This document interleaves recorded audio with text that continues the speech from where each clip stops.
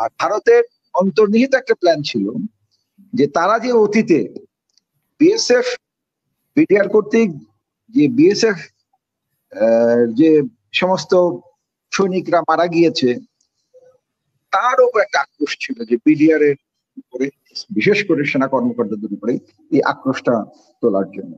এইটাই ছিল main plan তাদের। তাপস একটা কনসেন্ট দেয়, তাকে জিজ্ঞেস করা হয়েছিল যে যদি আমরা একজন দুজনকে মেরে ফেলি মারা যাবে কিনা। তাপস তখন স্ট্রেট ওয়ে ডিজি ডিডিজি এরকম একজন দুজনকে মারার অনুমতি দেয়। কিন্তু এর ভয়ানক পরিণত হলো যখন অস্ত্রধারী ব্যক্তিরা কোন একজনকে কিল করে, তখন কিন্তু এই সিচুয়েশনটার পরে কন্ট্রোল করা যায় না। আমাদের পক্ষে তো কে বিদ্রোহ করেছে কে বিদ্রোহ করেনি এটা জানাটা অসম্ভব। সেজন্য আমি সেনাবাহিনীকে অর্ডার দিয়েছি 1 ঘন্টা পরে সেনাবাহিনী ট্যাঙ্ক নিয়ে বিডিআর হেডকোয়ার্টারের ভিতরে ঢুকবে। তো তোমরা যারা যারা সরকারের প্রতি অনুগত বিদ্রোহ করো নাই, তোমরা আইদার আবাহনী ক্লাব ও আবাহনী ক্লাবের মাঠ অথবা ঢাকা বিশ্ববিদ্যালয়ের যে মাঠ আছে এই মাঠে জমায়েত হও। 1 ঘন্টা পরে বিডিআর হেডকোয়ার্টারের ভিতরে যে সমস্ত বিডিআর সদস্য থাকবে তাদের বিদ্রোহ হিসেবে পরিগণিত করা হবে এবং সেনাবাহিনী তার সজোয়া যান নিয়ে সেখানে আক্রমণ করবে। এই তৌহিদ এবং লেফটেন্যান্ট কর্নেল কামরুজ্জামান দুইজন রেশন স্টোরে লুকায় ছিল। দুপুরে যখন প্রধানমন্ত্রীর কাছে যাওয়া হবে তখন কয়েকজন সিপাহী এসে এই তৌহিদকে বেত দিয়ে পিটায় নিয়ে গেছে, ওখানে যে কমান্ডার বানায় নিয়ে গেছে। কিন্তু এখন এমন একটা সিনারিও করা হয়েছে যেন সবকিছুর মাস্টার মাইন্ড তৌহিদ। শুরুতেই বলে নেই যে সমস্ত ক্ষতিগ্রস্ত ফ্যামিলি অ্যাকচুয়ালি তাদের পক্ষে সম্ভব ছিল না এই বিচার চাওয়া, কারণ তাদের দুটা জিনিস কাজ করেছে, ভয়ভীতি প্রদর্শন এবং প্রলোভন। এই দুটার মাধ্যমে তাদের মুখকে বন্ধ রাখা হয়েছে। কিন্তু আমি 2010 সালের 25শে ফেব্রুয়ারি, অর্থাৎ 9 সালে ঘটনা ঘটেছে, তার পরের বছর প্রেস ক্লাবের অডিটোরিয়ামে পাওয়ার পয়েন্ট প্রেজেন্টেশনের মাধ্যমে এই সম্পূর্ণ ঘটনার আত্মতথ্য আমি দেশবাসীর কাছে উপস্থাপন করেছি। ফলশ্রুতিতে কি হয়েছে, এই একই অনুষ্ঠান যখন 2012 সালে আমি করতে যাচ্ছিলাম তখন একটু বড় পরিসরে, এবং সেটার প্রধান অতিথি ছিলেন দেশনেত্রী বেগম খালেদা জিয়া। তো সেই 25শে ফেব্রুয়ারি 2012 প্রোগ্রাম হওয়ার আগের দিন মধ্যরাতে আমার গুলশানের বাসায় সাদা পোশাকের অস্ত্রধারী ব্যক্তিরা গিয়েছিল আমাকে কিডন্যাপ করার জন্য। আমার সৌভাগ্য হয়েছে যে আমার উপস্থিত বুদ্ধির কারণে সেদিন তারা আমাকে বাসা থেকে নিয়ে যেতে পারে। তো পরের দিন যখন আমি এই প্রোগ্রামটা অলরেডি মহানগর নাট্যমঞ্চ গুলিস্তানের এখানে যখন এই অনুষ্ঠানটা হচ্ছে এবং ম্যাডাম জি ওখানে স্বয়ং উপস্থিত, তখন আমার বাসা থেকে আমি কল পাই আমার সমস্ত বাসা, গুলশানের বাসা 3 ট্রাক পুলিশ এসে ঘিরে ফেলেছে এবং তৎকালীন গুলশান থানার ওসি ফোর্স নিয়ে আমার বাসার ভিতরে ঢুকেছে, ঢুকে বলছে এখানে কোনো অপরাধী ঢুকেছে এবং সেজন্য আমার বাসা তল্লাশি। তো যাই হোক, এইরকম আপনি কি পেয়েছিলেন বিডিআর হত্যাকাণ্ডের বিষয়ে, কি জানতেন বা কি প্রকাশ? এখানে প্রথমে হলো কয়েকটা উদ্দেশ্য ছিল বিডিআর হত্যাকাণ্ডের। এখানে আসলে স্টেক হোল্ডার কয়েকজন ছিল। ভারতের একটা উদ্দেশ্য ছিল, আওয়ামী লীগের একটা উদ্দেশ্য ছিল। আওয়ামী লীগ যখন 2009 সালে ক্ষমতা লাভ করার পরেই ভারতীয় গোয়েন্দা বাহিনীর প্রেসক্রিপশনে দেখা গেল যে সেই সরকারটা কতদিন টিকবে এটা নিয়ে আওয়ামী লীগ এবং ভারত তারাই নিজে সন্দিহান ছিল। তো তখন তাদের মধ্যে একটা আন্ডারস্ট্যান্ডিং হয় যে they need a force parallel to the army, যেটা শেখ মুজিবের আমলের সময় রক্ষী বাহিনী ছিল, কিন্তু এখন নতুন করে রক্ষী বাহিনী তৈরি করতে গেলে একটা পাবলিকের জন্য কমিশন তৈরি হবে। তো ভারতীয় গোয়েন্দা বাহিনীর প্রেসক্রিপশন ছিল যে বিডিআর একটা স্ট্যান্ডিং ফোর্স আছে, এখানে কমান্ডাররা শুধু আর্মি থেকে যায়। তো প্রেসক্রিপশন ছিল এরকম যে এখানে বিডিআররা বিদ্রোহ করবে, বিদ্রোহ করার পরে কিছু তারা দাবি দাওয়া দিবে, দাবি দেওয়ার পরিপ্রেক্ষিতে সরকার তাদের সাধারণ ক্ষমা ঘোষণা করবে এবং তাদের দাবি দাওয়াগুলো মেনে নেবে, মেনে নিয়ে সেনা কর্মকর্তাদের বিডিআর থেকে উইথড্র করে নিয়ে আসবে। তাহলে এখানে কমান্ডার কারা হবে? তখন বিডিআর এর বিসিএস এর মাধ্যমে ছাত্রলীগ যুবলীগের যে সমস্ত ক্যাডার আছে তাদের এখানে পাঠানোর পরিকল্পনা ছিল, আওয়ামী লীগ এবং ভারতের। তাহলে এই সম্পূর্ণ বাহিনীটা আজকে যে পুলিশটা দেখছেন ওইখানে ব্যর্থ হওয়ার পরে কিন্তু পুলিশ বাহিনীতে তারা নজর দিয়েছে, বাট ইনিশিয়ালি তাদের টার্গেট ছিল বিডিআর কেই সেখানে ছাত্রলীগের পোলাপান ঢোকাবার পরে ওই হোল বিডিআর ফোর্সটাকে তাদের ওয়েতে আর সেনাবাহিনীর সমকক্ষ একটা পর্যায়ে নিয়ে যাওয়ার জন্য। সেটা ছিল মেইন প্ল্যান। আর ভারতের অন্তর্নিহিত একটা প্ল্যান ছিল যে তারা যে অতীতে বিএসএফ বিডিআর কর্তৃক যে বিএসএফ যে সমস্ত সৈনিকরা মারা গিয়েছে তার উপর একটা আক্রোশ ছিল, যে বিডিআর এর উপরে বিশেষ করে সেনা কর্মকর্তাদের উপরে এই আক্রোশটা তোলার জন্য। এইটাই ছিল মেইন প্ল্যান তাদের। এখন এই প্ল্যান বাস্তবায়ন করতে গিয়ে তারা বেশ কিছু ব্যক্তির সাথে যোগাযোগ করেছে, যেগুলো আমি যে জিনিসটা এখানে ভিতরে ঢুকে যতটুকু পেয়েছি, মেজর জেনারেল শাকিল তার ডিজি থাকা অবস্থায় বিডিআর এর এডি হাসান বলে একটা দুর্নীতিপরায়ণ অফিসার ছিল, যে ডিপার্টমেন্টাল অফিসার, তার সাথে বিডিআর এর খুব সম্পৃক্ততা ছিল। এই অফিসারকে জেনারেল শাকিল বরখাস্ত করেছিল। জেনারেল শাকিল যখন তাকে বরখাস্ত করে তখন এই এডি হাসান বলেছিল যে আমি দেখে ছাড়বো আপনাকে। এই এডি হাসানের সাথে আবার যোগাযোগ ছিল শেখ সেলিমদের, পলিটিক্যাল কানেকশন। তো এডি হাসান গিয়ে পরে তখন এই শেখ সেলিমদের সাথে যোগাযোগ করে, এর সাথে যুক্ত হয় ব্যারিস্টার তাপস, এর সাথে যুক্ত হয় নানক। এই পরিকল্পনাটা তারা করেছিল উপরের লেভেলে করে। তারা 1-2 ফেব্রুয়ারির দিকে প্রথম কয়েকজন সৈনিককে জানায় যে আমরা বিডিআর এ বিদ্রোহ করতে যাব। কোন দিন করব? দিনটা হলো যখনই বিডিআর সপ্তাহ হবে, সেই বিডিআর সপ্তাহের দিন আমরা এইটা প্রধানমন্ত্রীর অনুষ্ঠান হয়ে গেলে পরের দিন করব। এটা হলো 1 ফেব্রুয়ারিতে বা 2 ফেব্রুয়ারির দিকে যে সমস্ত সৈনিকরা মানে এটাতে সরাসরি অংশগ্রহণ করেছে তাদের কোর গ্রুপে এই ইনফরমেশনটা তখন তাদের ভিতরে দেয়া হয়। এর পরবর্তী মাঝখানে কিছু তাপসদের সাথে মিটিং হয়েছে, আসা যাওয়া হয়েছে। আর 24 ফেব্রুয়ারি ফাইনাল যেই কোঅর্ডিনেশনটা হয় ঠিক বিডিআর হেডকোয়ার্টারের বাইরে, এখানে খুব সম্ভবত নায়েব সুবেদার তোরাবালি ছিল, তোরাবালির বাসায় খুব সম্ভবত নায়েব সুবেদার তোরাবালি। আমি ওই ডকুমেন্টটা আজকে খুঁজে পাইনি, কারণ আমার এই ডকুমেন্ট গুলোকে মানে অনেক আমার নিজের জীবনের ঝুঁকির কারণে আমি অনেক জায়গায় লুকিয়ে রেখেছিলাম, তো সেখান থেকে আমি ঠিক সবগুলো নিয়ে আসতে পারিনি। 24 ফেব্রুয়ারি রাতে ব্যারিস্টার তাপস ওই পিলখানার পাশে ওই নায়েব সুবেদার তোরাবালির এবং এদের সাথে এবং বিডিআর এর কয়েকজন সৈনিকের সাথে তারা ফাইনাল প্ল্যানিংটা করে। সেখানে তাপস একটা কনসেন্ট দেয়। তাকে জিজ্ঞেস করা হয়েছিল যে যদি আমরা একজন দুজনকে মেরে ফেলি মারা যাবে কিনা। তাপস তখন স্ট্রেট ওয়ে ডিজি ডিডিজি এরকম একজন দুজনকে মারার অনুমতি দেয়। কিন্তু এর ভয়ানক পরিণত হলো যখন অস্ত্রধারী ব্যক্তিরা কোন একজনকে কিল করে, তখন কিন্তু এই সিচুয়েশনটার পরে কন্ট্রোল করা যায় না।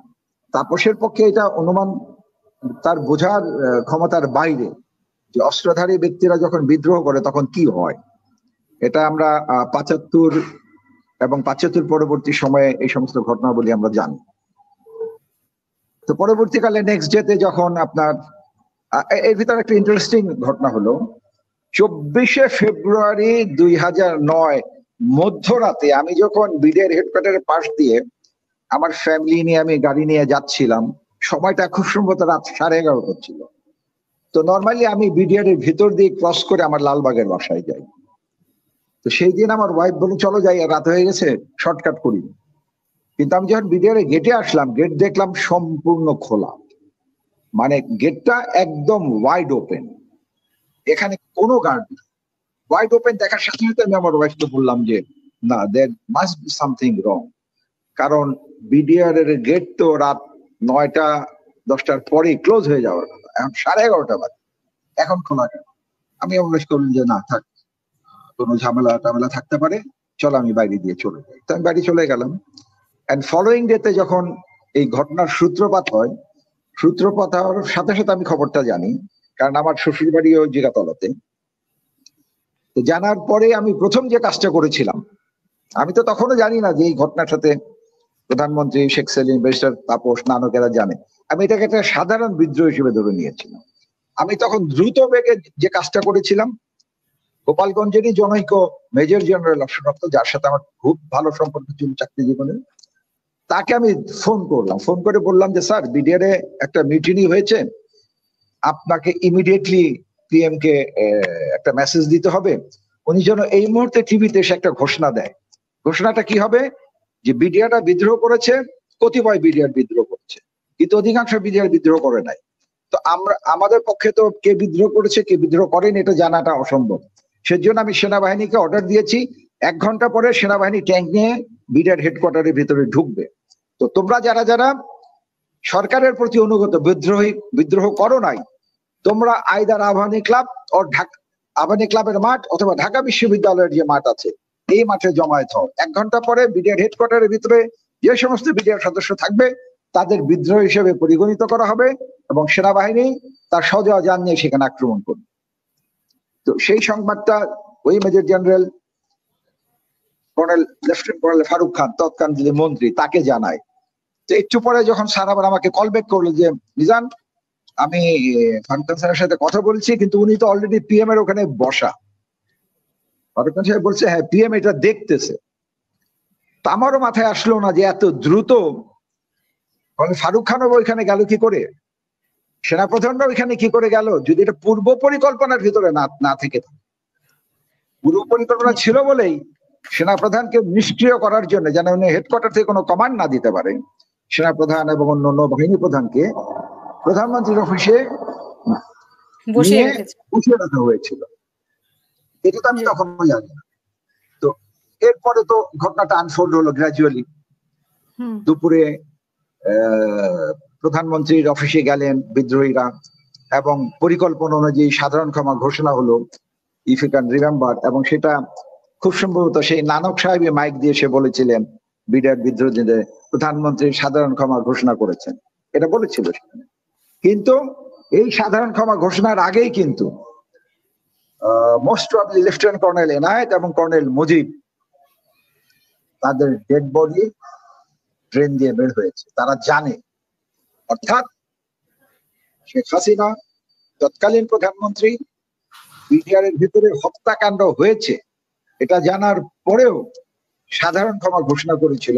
ওই যে আমি বললাম আগের দিন রাতে তাপসের সাথে কথা হয়েছিল, 1-2টা কিলিং হলে কোনো অসুবিধা হবে না, সেই ধরনের ওই পরিকল্পনা। সমস্যা নাই, কিন্তু এত যে কিলিং হচ্ছে সেটা তো ওনাদের কাছে ইনফরমেশন ছিল নিশ্চয়ই। ওই যে আমি বললাম ইনফরমেশন ছিল না, আলটিমেটলি তো ওই যে আমি বললাম না যে যখন অস্ত্রধারী ব্যক্তিকে আপনি কোনো কিল করার দেন, যখন এটা মব হয়, একটা বিদ্রোহ হয়ে যায়, ইউ ক্যান কন্ট্রোল ইট, এটা তো কন্ট্রোলের বাইরে চলে গেছে, যে যার পার্সোনাল এনিমিটি ছিল। এবং এটা তো নৃশংস হত্যা। আপনার কাছে কি নথি ছিল এই বিষয়ে, মানে এগুলোই? এখানে না, আরো নথি আছে, সেগুলো তো ধরেন আমি বিচারের কাজে যাবে সেই জিনিসগুলো। যেমন এখানে একজন তদন্ত কর্মকর্তা নিয়োগ করা হয়েছিল, আব্দুল কাহার আকন্দ।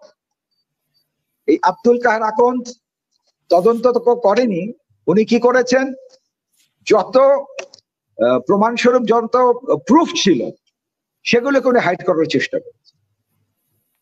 যত প্রমাণ ছিল সেই প্রমাণগুলো হাইড করে উনি এই যে চার্জশিটটা দিয়েছে। অর্থাৎ হত্যাকাণ্ড এবং হত্যাকাণ্ডের পরিকল্পনা দুটাই তো আসার কথা ছিল, যারা এটা হত্যাকাণ্ডে মদত দিয়েছে।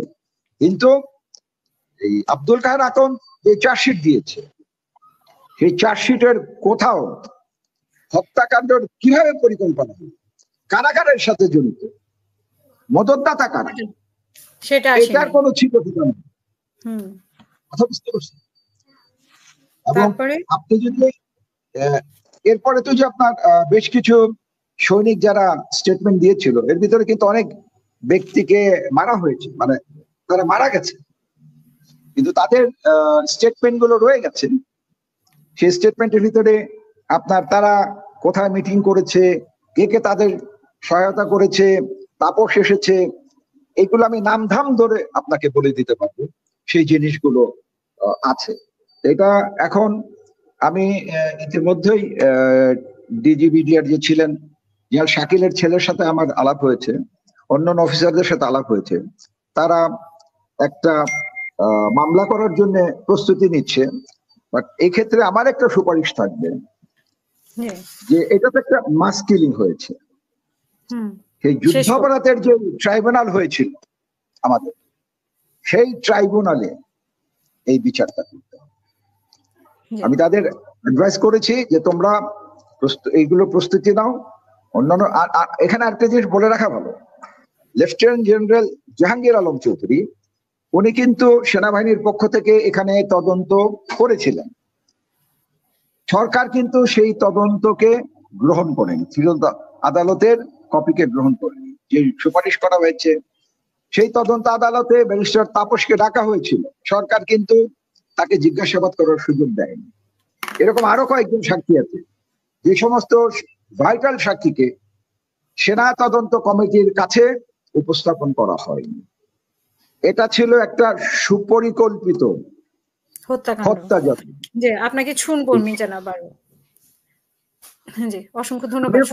আরো সাক্ষীদের আরো অনেক ঘটনা, সে কখন গেল, কাকে মারলো, কি করলো, এগুলো বর্ণনা আমার কাছে আছে। বাট এটা আমার মনে হয় এটা অনেক টাইম কনজিউমিং, এগুলো শোনার দরকার নেই। বাট আমি আপনাকে জিসটা বললাম। আরেকটা জিনিস বলে রাখি, এই যে ডিএডি তৌহিদ, যাকে এই পুরো ইয়ের নেতা বানানো হয়েছে, আমি আপনাকে বলছি এই ডিএডি তৌহিদ যখন সে ষড়যন্ত্রের সাথে জড়িত কিনা সেই পার্টটা আমি 100% বলতে পারছি না। বাট যখনই বিদ্রোহ হয়েছে, এই ডিএডি তৌহিদ আমাদের একজন সেনা কর্মকর্তা লেফটেন্যান্ট কর্নেল কামরুজ্জামানের সাথে রেশন স্টোর যেটা থাকে সেইখানে এই দুইজন লুকায় ছিল,